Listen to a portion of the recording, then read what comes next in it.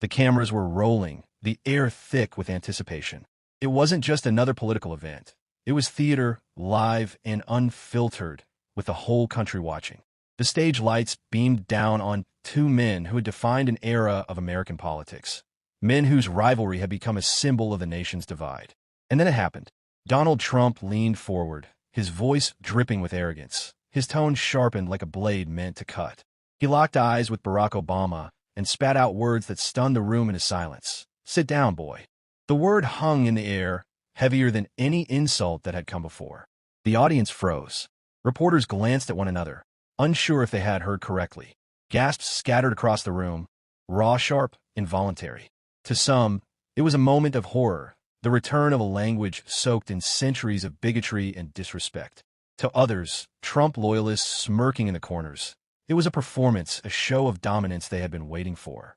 But the silence that followed wasn't the silence of agreement. It was the silence of disbelief, of thousands watching in real time as a racial slur, thinly veiled in its phrasing, slashed through the decorum of the moment.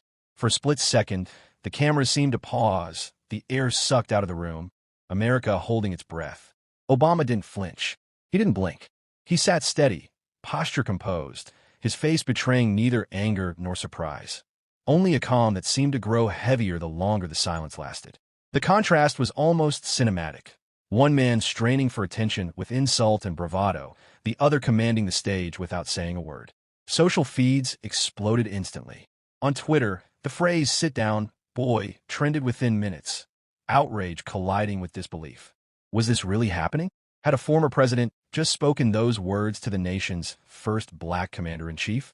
Screens lit up across the country. Living rooms, bars, college dorms. Everywhere, people sat stunned. And then came a question that no one could escape. How would Obama respond? Would he rise, confront the insult head-on, or let slide past, refusing to dignify it with a reply? The world leaned in closer, bracing for the answer. Because what happened next, no one saw coming. To understand the weight of Trump's words, you have to understand the history behind them. This wasn't some offhand jab or careless slip of the tongue. It was the culmination of years of hostility, a deliberate choice meant to wound, humiliate, and provoke. From the moment Barack Obama first emerged on the national stage, Trump had cast himself as his most relentless skeptic, his most brazen antagonist. It began long before this confrontation. For years, Trump fueled the so-called birther movement, loudly questioning whether Obama was even an American citizen. Night after night, interview after interview, Trump repeated the same line of attack. We don't know if he was born here. It wasn't about facts. It was about planting doubt, sowing suspicion, stripping legitimacy. And at the core of that movement lay something deeper than politics. It was the coded message that a black man named Barack Hussein Obama could never truly belong in the White House, no matter what the Constitution said. So when Trump's near "sit down, boy," it wasn't a one-time insult. It was the echo of years of rhetoric, years of trying to reduce Obama not to a rival, but to an outsider, an intruder, someone unworthy of respect. It was history repeating itself, language designed to recall the cruelest hierarchies of America's past. And everyone in that room knew it. The tension between the two men had always been about more than policy. It was about what they represented. Obama, the son of a Kenyan father and a Kansas mother, embodied the American story of resilience, education, and improbable triumph. He rose on eloquence, intellect, and a calm confidence that drew millions to believe in the possibility of change. Trump, by contrast, built his brand on bluster, defiance, and an instinct for division. Where Obama called for unity, Trump thrived on chaos. Where Obama built bridges, Trump lit matches. That night, those worlds collided again, but the stakes had never felt higher. America was already fractured. Protests simmered in the streets, communities split apart by debates over race, immigration, identity, and belonging. Families argued across dinner tables. Social media feeds were battlefields. Every insult, every speech, every viral clip became ammunition in a culture war that seemed to have no end. And here was again, played out on the national stage. Trump wasn't just trying to belittle Obama. He was speaking to his base, reminding them of his role as the unfiltered, unapologetic fighter who says what others won't.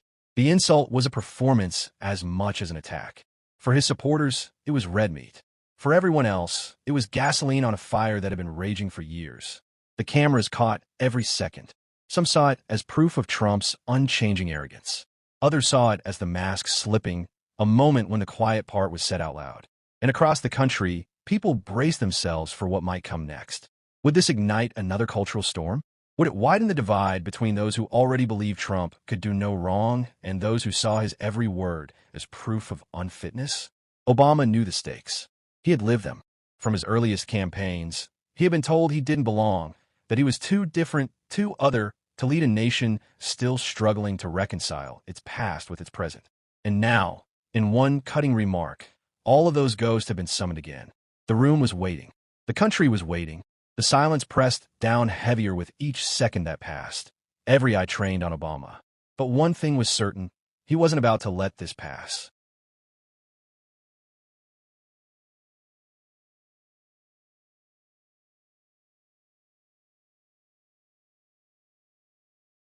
Donald Trump had always thrived on spectacle. Long before politics, long before the Oval Office, his life was built around being the loudest voice in the room, the man who could bend attention to his will through sheer audacity. He was the real estate mogul who turned his name into a brand, then the brand into a performance, and finally the performance into a movement. Arrogance wasn't just his armor, it was his fuel. Yet beneath the swagger, critics often saw something else. A man constantly seeking validation, endlessly insecure, unable to tolerate being overshadowed. And few figures in modern American history overshadowed Trump quite like Barack Obama. Their rivalry didn't begin with politics. It began with humiliation. The year was 2011 at the White House Correspondents' Dinner. Trump, then a reality TV star dabbling in politics, had spent months promoting the false claim that Obama wasn't born in the United States.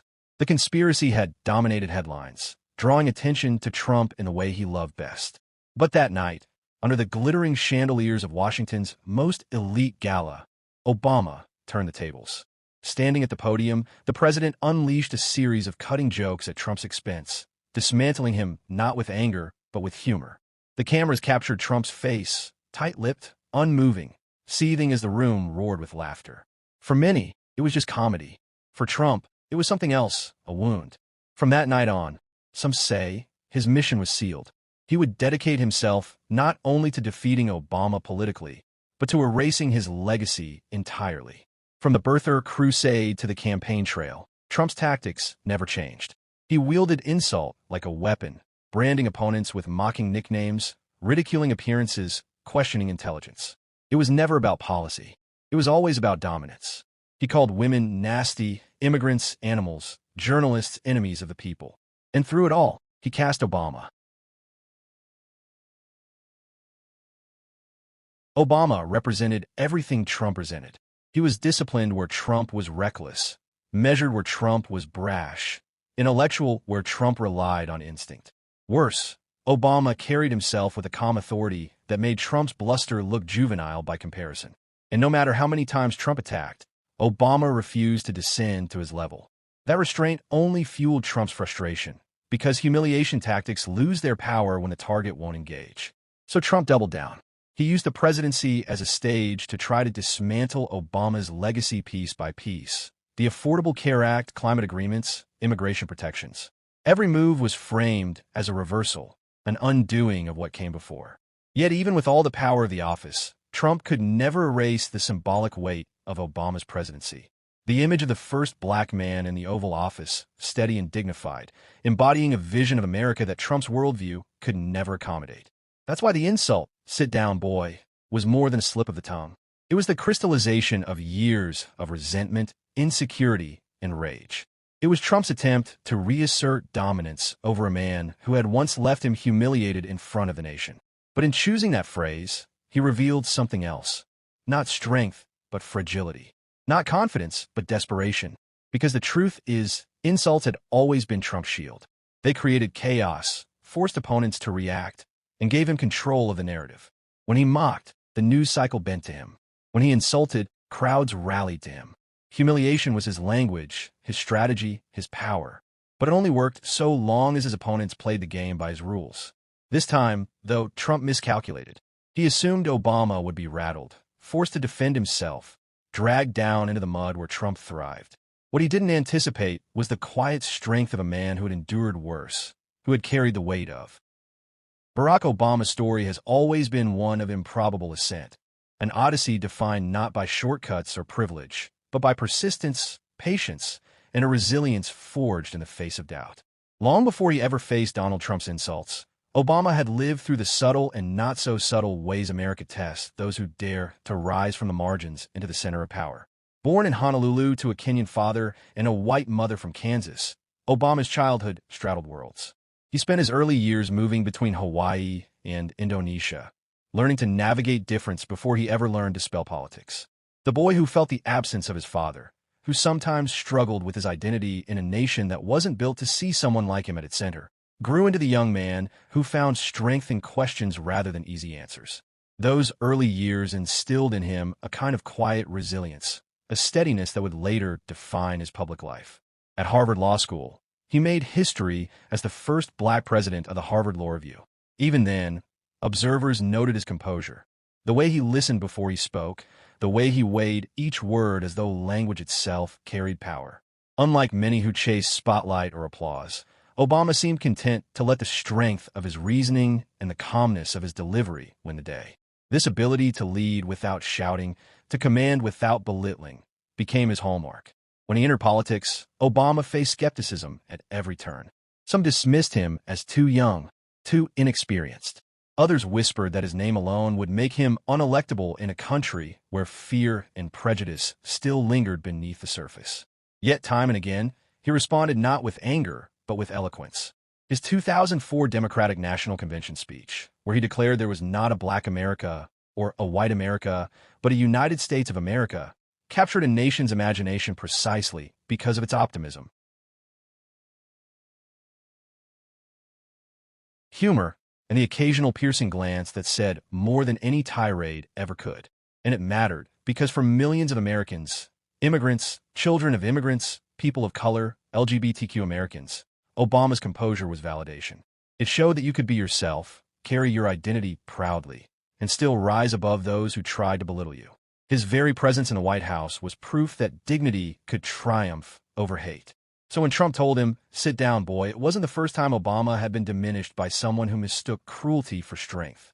He had spent his life facing those moments, carrying the weight of expectations larger than himself.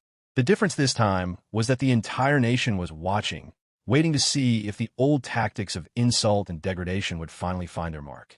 But what Trump failed to understand was that Obama had been preparing for this very moment his entire life. Every instance of disrespect, every coded insult, every attempt to strip him of legitimacy had only sharpened his resolve. His calm demeanor wasn't passivity, it was strategy. His restraint wasn't weakness, it was discipline. And now, as the insult lingered in the air, the cameras locked onto his face, it was clear to those who knew his story that Obama wasn't rattled. He was ready, because it was this very history that prepared him for this exact moment.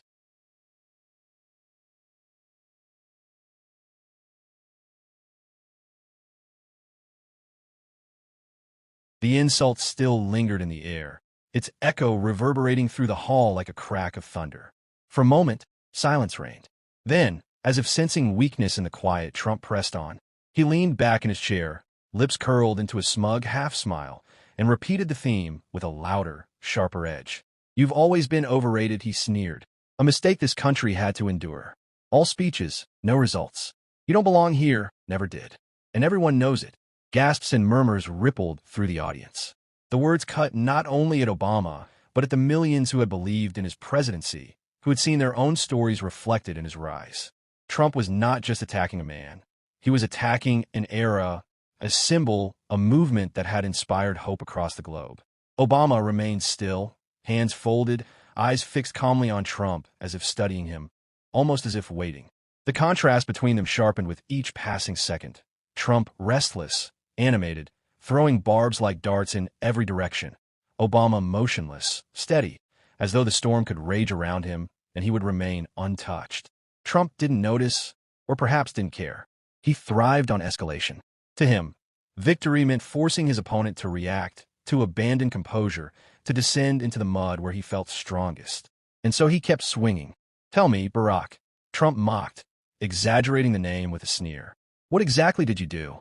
Besides wreck the economy, bow to foreign leaders, and divide this country more than anyone before you? You were weak, you were soft, and everyone in this room knows it. A few of his loyalists chuckled, nervously at first, then louder as they sensed his momentum. But the rest of the audience sat rigid, caught between horror and anticipation. They weren't just watching a debate, they were witnessing a clash of legacies, of two Americas colliding in real time. Obama finally shifted in his seat, a subtle movement that drew every eye. He didn't speak, not yet. He let Trump continue, let the bluster swell to its peak. You sit there like some saint, Trump spat, but you're no different than anyone else. The only reason you ever got anywhere was because people felt sorry for you. That's the truth, and you know it. The words landed heavy, coated in the old poison of centuries. The silence that followed was jagged, tense, unbearable. Every camera, every microphone, every living room watching at home leaned into that pause. Obama's gaze held steady, unshaken, as though he'd seen this exact tactic 1,000 times before. The tension was electric. Would Obama strike back?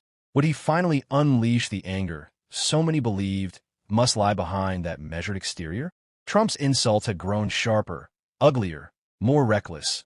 Yet Obama's silence seemed to grow louder with each one. The audience could feel it. Something was building. Trump mistook the calm for weakness.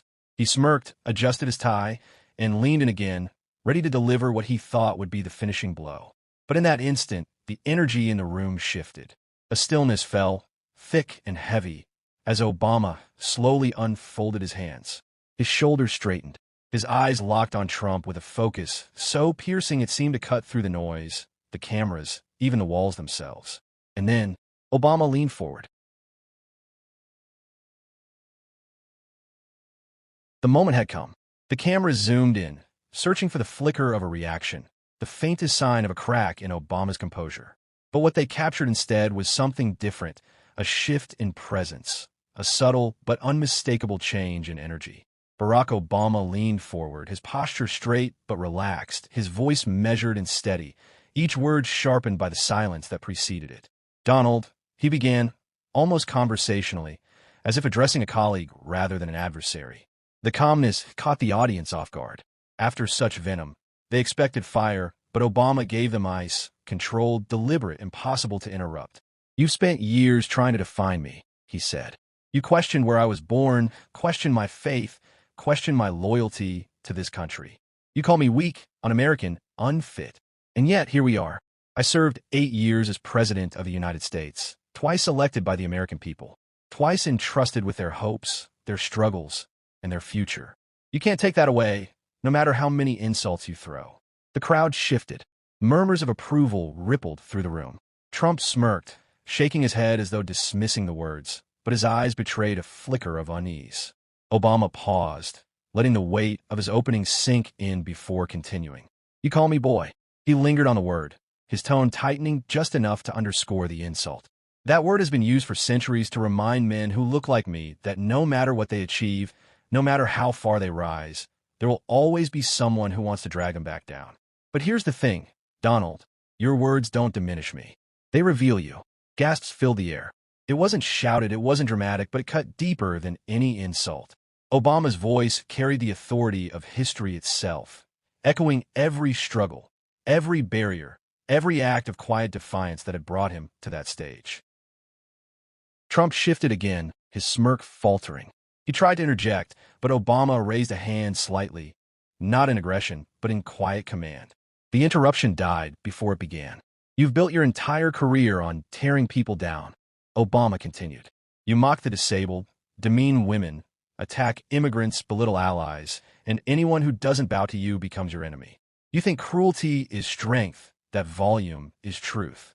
But strength isn't about who you can insult. It's about who you can lift. And truth doesn't shout, it endures." The room erupted in applause. The sound was thunderous, rolling over Trump's attempts to look unfazed. Obama didn't smile, didn't bask in the moment. He simply waited, poised, until the clapping subsided. Then he went further. "You talk about me as if I divided this country. But let's be honest. You didn't run for president to serve the American people.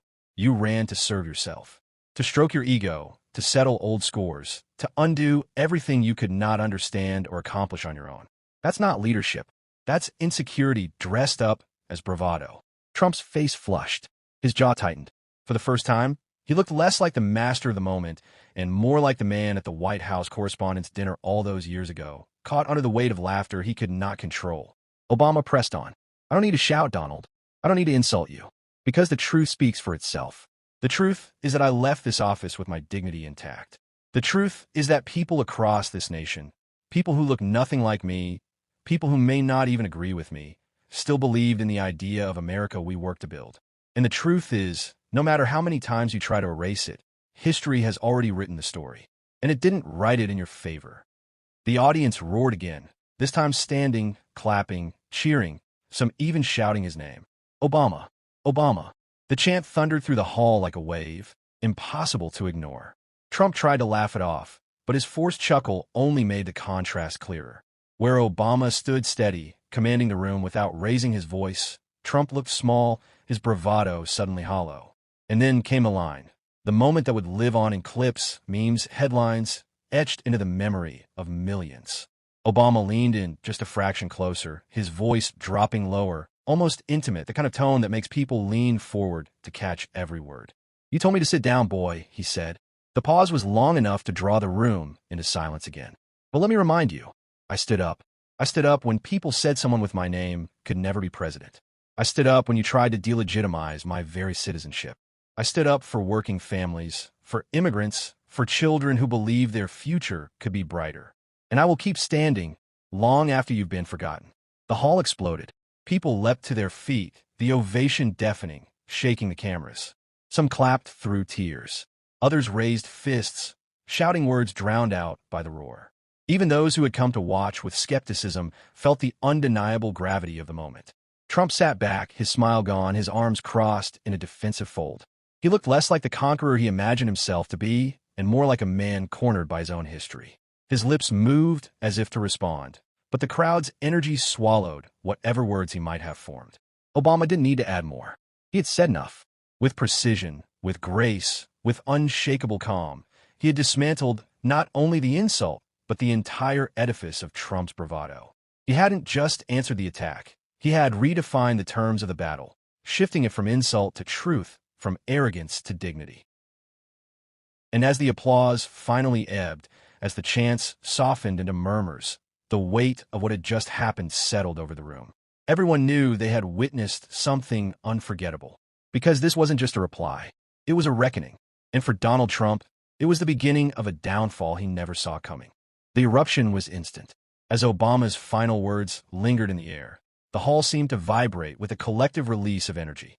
Applause thundered like rolling waves, crashing again and again as people rose to their feet, some clapping through tears, others chanting with a fervor that felt almost cathartic. It wasn't simply approval, it was relief. A moment of dignity had been restored in the face of insult, and the audience knew they were witnessing history in real time.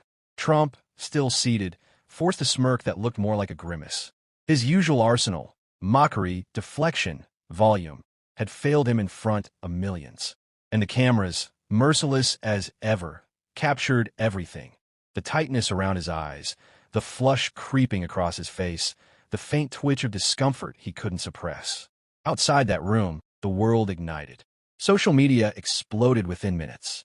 On Twitter, #ObamaMicDrop surged to the top of the global trends list, accompanied by clips of his devastating rebuttal. TikTok flooded with remixes. Obama's calm delivery set to dramatic music, the crowd's roaring applause looped into beats, even animated edits where the words, "I stood up," flashed across screens like a battle cry. Memes mushroomed overnight, turning Trump's insult into a symbol of failure and Obama's counter into a legend. Commentators on every network scrambled to keep pace. CNN replayed the exchange on a loop, with anchors calling it a political masterclass. MSNBC's analysts dissected every pause, every rhetorical turn, describing it as a reminder of what moral authority looks like. Even Fox News, caught in the awkwardness of defending Trump, leaned heavily on talking points about political correctness and unfair media bias. But the clips themselves told a different story. By evening, late-night comedians had already seized the moment. Trevor Noah quipped that Trump looked like a kid who thought he brought a squirt gun to school only to realize Obama had the fire department behind him. Stephen Colbert replayed the insult and Obama's response side by side, declaring, That's not just a clapback. That's the clap that ended all backs. Laughter rolled across living rooms, but beneath the humor was something weightier, the sense that a cultural moment had just crystallized. Meanwhile, Trump did what Trump always did when cornered. He lashed out. On Truth Social, he raged about fake news editing and totally rigged microphones. He insisted Obama had been nasty, disrespectful, and divisive, claiming victory even as the footage told the opposite story. Surrogates rushed onto cable shows to spin the moment as just words, but their forced energy betrayed their unease. The harder they tried to control the narrative, the clearer it became. The exchange had already escaped their grasp. Obama, in contrast, said nothing more. He didn't need to. His silence after the mic drop reply only amplified the power of his words. Commentators noted the contrast, Trump's frantic attempts to reframe the moment versus Obama's serene confidence, a living embodiment of the difference between noise and leadership. The ripple effect spread beyond politics. Educators and activists circulated the clip as a teaching moment about dignity in the face of racism. Black newspapers framed it as a symbolic rejection of centuries-old attempts to belittle black achievement. Immigrant communities embraced Obama's words about standing up as a universal anthem for resilience. By the weekend, #IStoodUp had become its own movement online, with people across the country sharing personal stories of moments when they refused to be diminished, at work, in school, in public life. The exchange had transcended political theater. It had become a cultural touchstone. Yet behind the celebration, there was also a growing recognition.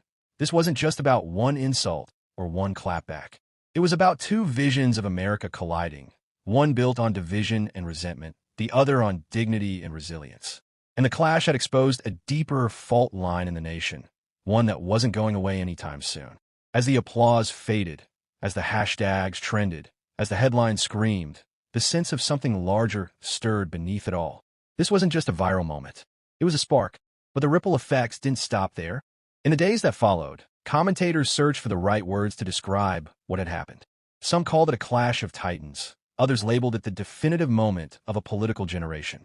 But beneath all the noise, one truth crystallized with unmistakable clarity. The power of dignity will always outlast the roar of arrogance. Obama's reply had not been the loudest voice in the room. It hadn't needed to be. He spoke with calm conviction. And in doing so, he reminded America of something it had always claimed to value, but too often forgotten. That true strength is measured not by how many insults a person can hurl, but by how much truth they can stand upon. In a nation fractured by division, where shouting matches too often substitute for dialogue, his words cut through like a beam of clarity. They weren't just a rebuttal to Trump.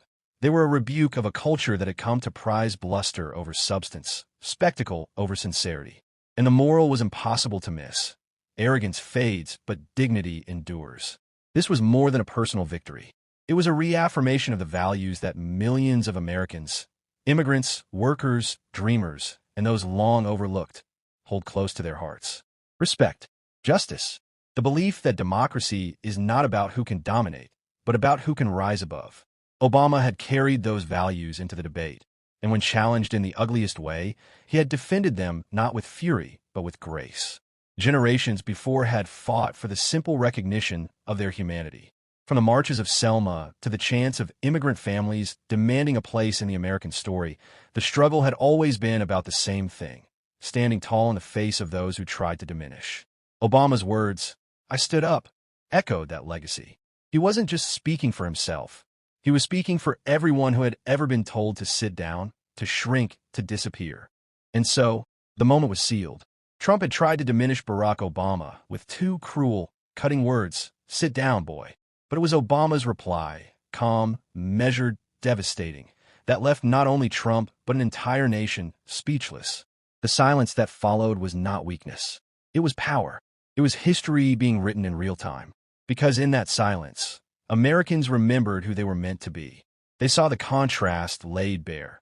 Arrogance collapsing against dignity, bluster crumbling before truth.